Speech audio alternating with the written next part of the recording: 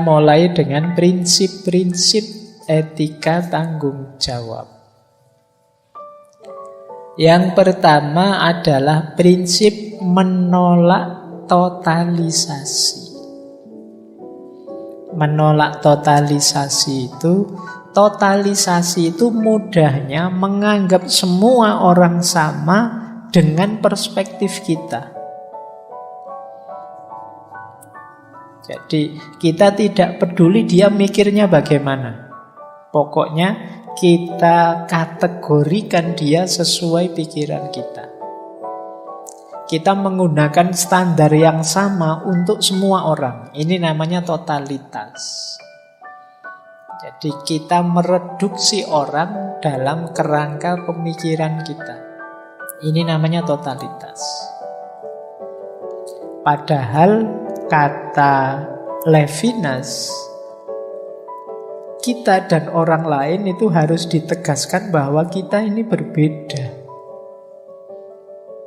Jadi orang lain itu punya jati dirinya sendiri, punya keinginannya sendiri.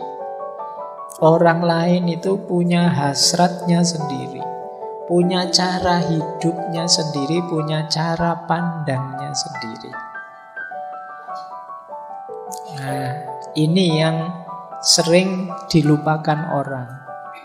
Kita itu sering usil dengan cara hidup orang, pandangan hidup orang, gaya hidup orang. Usil kita di mana? Kita menggunakan kerangka berpikir kita untuk memvonis dia. Ini tidak etis, katanya Levinas. Ini yang disebut totalitas. Jadi ini termasuk jenis kekerasan pada orang lain. Jadi kan sering kan ada kasus-kasus semacam ini. Ada budaya tertentu yang tidak dihargai, dilecehkan, kemudian rame, viral, jadi kasus tertentu. Nah ini kenapa? Karena melakukan totalisasi tadi. Ya kita memang manusia yang punya prinsip, punya kebenaran, punya kerangka berpikir. Tapi orang lain juga punya yang tidak selalu sama dengan kita. Kita membaca orang lain dengan kacamata kita, ya tentu saja tidak pas, tidak cocok. Mentang-mentang saya tidak suka tidak suka kopi, misalnya saya bilang takmir tidak usah nyediain kopi lah, teh saja lah lebih sehat kok. Atau air putih saja lah ya minggu depan, air putih itu lebih sehat. Dokter juga bilang begitu. Ini namanya totalisasi. Memperlakukan orang lain secara sama semuanya dengan perspektif kita yang satu itu. Ini namanya totalisasi. Mari semuanya mengikuti saya ngaji filsafat. Ngaji filsafat ini penting loh. Ini nanti misalnya itu promosi. Nah ini juga kalau tidak mempertimbangkan masing-masing orang bisa masuk totalisasi. Apa iya semua orang butuh filsafat misalnya? Apa iya semua orang punya passion di situ misalnya? Oh, tapi ini penting kok Pak. Ini induknya semua ilmu, ibunya semua ilmu. Kita sering promosi begitu. Ya, boleh saja kita menjelaskan begitu, tapi kalau kita memaksakan orang harus begitu, namanya totalisasi. Untung itu tidak ada yang tanya kalau ibunya filsafat, bapaknya siapa? Kok punya anak banyak sekali ilmu-ilmu. Oke, jadi prinsip pertama ini berarti apa? Orang yang melakukan totalisasi itu tidak etis. Jadi kalau kalian menilai orang, menjudge orang hanya dengan perspektifmu saja dan kamu anggap semua orang itu sama, itulah totalisasi. Nah, semoga teman-teman mulai paham sekarang arahnya etika tanggung jawab ini. Jadi bertanggung jawab tidak berarti kita memaksakan pandangan kita, perspektif kita, keinginan kita sebagai sama dengan pandangan perspektif keinginannya orang lain. Bahkan termasuk mungkin nanti pada anak-anak kita, pada saudara, tetangga, murid, mahasiswa kita. Jangan melakukan totalisasi. Yang kedua, transendensi. Kalau totalisasi tadi mungkin lebih menghargai dia. Kalau transendensi ini bahkan lebih jauh dari itu. Jadi, aku keluar dari diriku tidak sekedar untuk menyeberang. Menyeberang itu trans. Tapi juga untuk naik. Makanya istilahnya transendensi. Naik maksudnya apa? Naik menuju yang lain. Berarti apa? Sekarang aku melayani yang lain sesuai keinginannya, sesuai kebutuhannya, sesuai yang baik menurut dia. Ini namanya transendensi. Transendensi itu ya seperti tadi, kita memposisi. Kenapa disebut naik? Karena orang lain ini kita posisikan di atas kita. Kita melayani dia dalam tanda petik.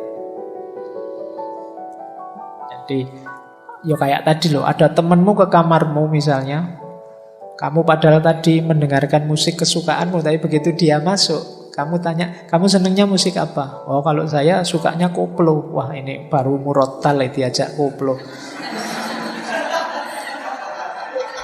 Misalnya, loh itu terus, ya sudah biar kamu seneng, tak sebentar tak setelin koplo lah. Ini namanya transendensi. Jadi kamu melayani dia, kamu posisikan dirimu di posisi dia. Ini orang baik. Kalau kamu punya teman begitu kan kamu menyebutnya teman yang baik. Ini yang dilupakan oleh para filosof. Baik itu ya berhubungan dengan orang lain. Tidak hanya di luhurnya konsep atau kesenangan yang diperoleh. Tapi sejauh mana seseorang bisa mentransendensi dirinya di hadapan yang lain. Jadi kalian memposisikan dirimu tinggi. Jadi tinggi dalam arti setinggi orang lain yang ada di depanmu. Kamu melayani dia, hadir untuk dia. Ini prinsip kedua.